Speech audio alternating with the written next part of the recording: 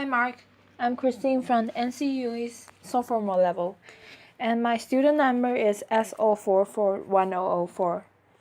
And the speech I'm going to give is by Johann Hari. The title is Everything You Think You Know About Addiction is Wrong. One of my earliest memories is of trying to wake up one of my relatives and not being able to. And I was just a little kid, so I didn't really understand why. But as I got older, I realized we have drug addiction in my family, including later cocaine addiction.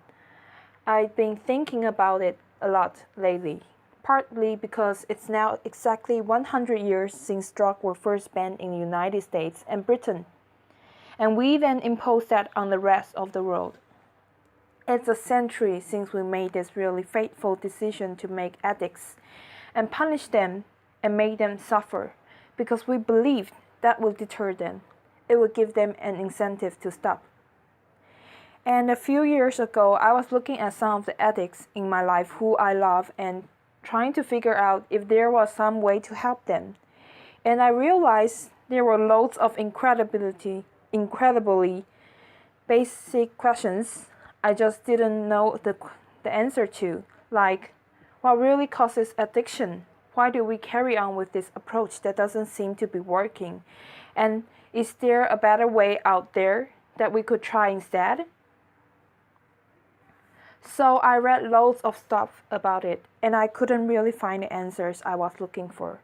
So I thought, okay, I will go and sit with different people around the world who lived this and studied this, and talk to them to see if I could learn from them. And I didn't realize I would end up going over 3,000 miles at the start, but I ended up going and meeting loads of different people, from transgender crack dealer in Brownsville, Brooklyn, to a scientist who spends a lot of time feeding hallucinogens to monogooses to see if they like them. It turns out they do, but only in a very specific circumstances. To the only thing I realized that really blew my mind is to the only country that has ever decriminalized all drugs, from cannabis to crack, Portugal. And the thing I realized that really blew my mind is almost everything we think we know about addiction is wrong. And if we start to absorb the new evidence about addiction, I think we are going to have to change a lot more than our drug policies. But let's start with what we think about we know. What I thought I knew. Let's think about this middle row here. Imagine all of you, for 20 days now, went off and used heroin 3 times a day. Some of you look like more enthusiastic than others at this prospect. Laughter. Don't worry, it's just a thought experiment. Imagine you did that, right? What would happen? Now, we have a story about what would happen that we've been told for a century. We think because there are chemical hooks in heroin, as you took it for a while, your body will become dependent on those hooks. You'll start to physically need them. And at the end of these 20 days, you'll be heroin addicts, right? That's what I thought. First thing that alerted me to the fact that something is not right with this story is when it was explained to me. If I step out of this TED Talk today and I got hit by a car and I break my hip, I'll be taken to hospital and I'll be given loads of diamorphine. Diamorphine is heroin. It's actually much better heroin than you are going to buy on the streets, because the stuff you buy from a drug dealer is contaminated. Actually, very little of it's heroin, whereas the stuff you get from the doctor is medically pure. And you will be given it for quite a long period of time. There are loads of people in this room. You may not realize it. You've taken quite a lot of heroin. And anyone who's watching this anywhere in the world, this is happening. And if what we believe about addiction is right, those people are exposed to all those chemical hooks. What should happen? They should become addicts. This has been studied really carefully. It doesn't really happen. You have noticed if your grandmother had a hip replacement, she didn't come out as a junkie. Laughter. And when I learned this, it seemed so weird to me, so contrary to everything I'd been told, everything I thought I knew. I just thought it couldn't be right until I met a man called Bruce Alexander. He's a professor of physiology in Vancouver who carried out an incredible experiment I think really helps us to understand this issue. Professor Alexander explained to me the idea of addiction we've all got in our heads. That story comes partly from a series of experiments that were done earlier in the 20th century. They are really simple. You can do them tonight at home if you feel a little sadistic. You get a rat and you put it in a cage and you give it 2 water bottles. One is just water and the other is water laced with either heroin or cocaine. If you do that, the rat will always prefer the drug water and always kill itself quite quickly. So there you go, right? There's how we think it works. In the 70s, Professor Alexander comes along and he looks at this experiment and he noticed something. He said, we are putting the rat in an empty cage. It's got nothing to do except use these drugs. Let's try something different. So Professor Alexander built a cage that he called Rat Park, which is basically heaven for rats. They've got loads of cheese. They've got loads of colored balls. They've got loads of tunnels. Crucially, they've got loads of friends. They can have loads of sex. And they've got both the water bottles, the normal water, and the drug water. But here's the fascinating thing. In Rat Park, they don't like the drug water. They almost never use it. None of them ever use it compulsively. None of them ever overdose. You go from almost 100% overdose when they are isolated to 0% overdose when they are having happy and connected lives. Now, when he first saw this, Professor Alexander thought, maybe this is just a thing about rats. They are quite different to us. Maybe not as different as we like. But fortunately, there is a human experience into the exact same principle happening at the same exact time. It's called the Vietnam War. In Vietnam, 20% of all American troops were using loads of heroin. And if you look at the news reports from the time, they were really worried because they thought, my God, we are going to have hundreds of thousands of junkies on the streets of the United States when the war ends. It made total sense now. These soldiers who were using loads of heroin were followed home. The archives of general psychiatry did a really detailed study and what happened to them.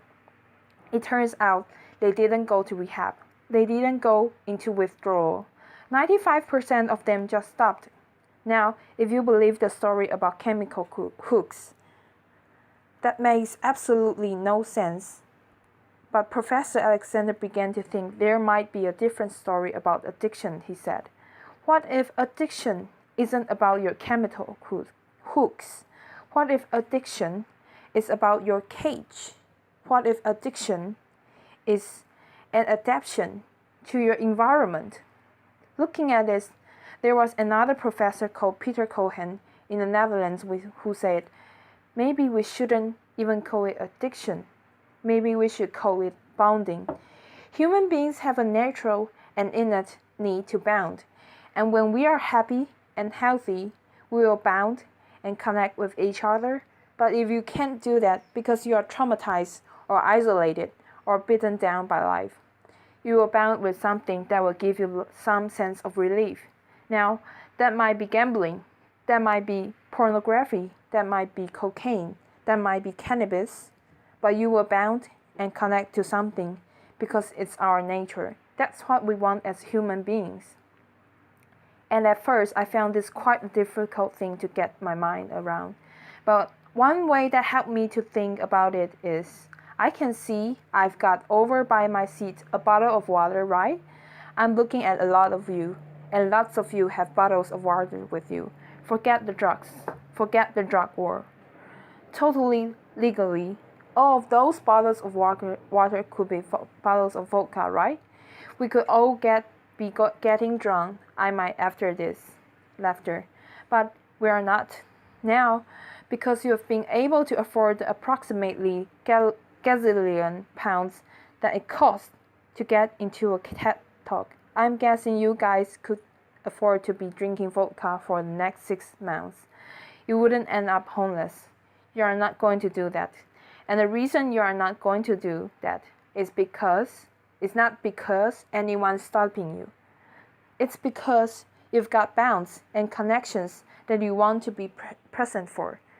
You've got work you love, you've got people you love, you've got healthy relationships. And the core part of addiction, I came to think, and I believe the evidence suggests is about not being able to bear to the present in your life. Now, this has really significant implications. The most obvious implications are for the war on drugs. In Arizona, I went out with a group of women who were made to wear t-shirts saying I was a drug addict and go out on chain gangs and dig graves while members of the public jeer at them. And when those women get out of prison, they are going to have criminal records that mean they will never work in the legal economy again. Now, that's a very extreme example, obviously, in the case of the chain gang, but actually almost everywhere in the world we treat addicts to some degree like that. We punish them, we shame them, we give them criminal records, we put barriers between them reconnecting.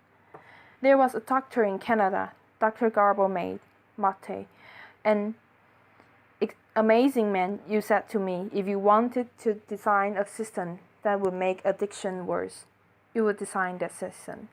Now, there's a place that decided to do the exact opposite, and I went there to see how it worked. In the year 2000, Portugal had one of the worst drug problems in Europe. 1% of the population was addicted to heroin, which is kind of mind-blowing. And every year, they tried the American way more and more. They punished people and stigmatized them with shame and shamed them more. And every year, the problem got worse. And one day, the prime minister and the leader of the opposition got together and basically say, look, we can't go on with a country where we are having ever more people becoming heroin addicts. Let's set up a panel of scientists and doctors to figure out what would genuinely solve the problem. And they set up the panel led by an amazing man called Dr. Zhao Kulao to look at all this new evidence. And they came back and they say, they criminalize all the drugs from cannabis to crack. But, and this is the crucial next point, take all the money we used to spend on cutting addicts off, on disconnecting them, and spend it instead to reconnecting them with society. And that's not really what we think of as drug treatment in the United States and Britain. So they do residential rehab, they do physical rehab, and thus have some value. But the biggest thing they do was complete opposite of what we do. A massive program of job creation for addicts, the microloans for addicts to set up small business. So say you used to be a mechanic. When you are ready, they'll go to a garage and they will say, if you employ this guy for a year, we'll pay half his wages. The goal was to make sure that every addict in Portugal had something to get out of bed for the morning. And when I went and met the addicts in Portugal, what they said is, as they rediscovered the purpose, they rediscovered bonds and relationship with the wider society. It will be 15 years this year since the experiment began, and the results are in. Injecting drug use is down in Portugal, according to the British Journal of Criminology, by 50%. 50%. Overdose is massively down, HIV is massively down, among addicts. Addicts in every study is significantly down, and one of the ways you know it's worked so well is that almost nobody in Portugal wants to go back to the old system. Now, that's the political implications. I actually think there's a layer of implications to all this research below that. We live in a culture where people feel really increasingly vulnerable to all sorts of addictions, whether it's to their smartphones or to shopping or to eating. Before these talks began, you guys know this, we were told we weren't allowed to have our smartphones on. And I have to say, a lot of you looked awful lot like addicts who were told their dealers was going to be unavailable for the next couple of hours. Laughter. A lot of us feel like that. And it might sound weird to say, I've been growling because you think we are the most connected society that's ever been. Surely. But I increasingly began to think that the connection we have to think we have or we think we have are like a kind of parody of human connection. If you have a crisis in your life, you'll notice something. It won't be your Twitter followers who came to sit with you. It won't be your Facebook friends who help you turn it around. It will be your flesh and blood friends who you have deep, announced, and textured, face-to-face relationship with. And there's a study I learned about from Bill McKibben, the environmental writer, that I think tells us a lot about this. It looked at the number of close friends the average American believes they can call in on a crisis. The number has been declining steadily since the 1950s. The amount of floor space an individual has in their home has been steadily increasing, and I think that's like a metaphor for the choice we've made as a culture. We have traded for floor spaces for friends. We have traded stuff for connections. And the result is we are one of the loneliest society that has ever been. And Bruce Alexander, the guy who did the Red Park experiment, says, we talk all the time in addiction about individual recovery. And it's right to talk about it. But we've been talking we need to talk much more about social recovery. Something's gone wrong with us, not just with individuals, but as a group. And we've created a society where, for a lot of us, life looks a whole lot more like isolated cage, and a whole lot less like Red Park. If I'm honest, this isn't why I went into it. I didn't go into discover the political stuff, the social stuff. I wanted to know how to help people I love. And when I came back from this long journey and I have learned all this, I look at the addicts in my life. And if you ever really candid, it's hard loving an addict. And there's going to be lots of people you know in this room. You're angry a lot of time. And I think one of the reasons why this debate is so charged is because it runs through the heart of us, right? Everyone has a bit of them that looks at an addict and thinks, I wish someone would just stop you. And the kind of scripts we are told for how to deal with addicts in our lives is typified by, I think, the reality show Intervention. If you guys have ever seen it, I think everything in our lives is defined by reality show. But that's another TED Talk. If you ever seen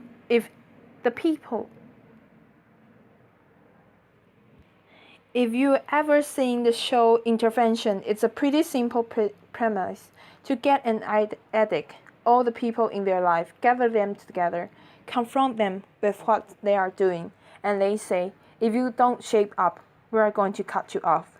So what they do is they take the connection to the addict and they threaten it. They make it contingent on the addict behaving the way they want. And I began to see why that approach doesn't work. And I began to think that's almost like the importing of the logic of drug wars into our private lives.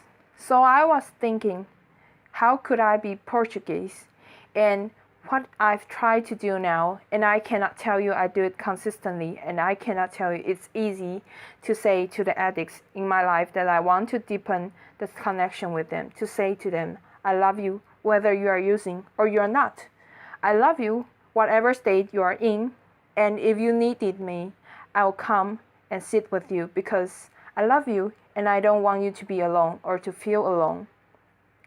And I think the core of that message, you are not alone, we love you, has to be at every level of how we respond to addicts, socially, politically, and individually. For 100 years now, we have been singing war songs about addicts. I think all along we should have been singing love songs to them, because the opposite of addiction is not sobriety. The opposite of addiction is connection. Thank you. Applause.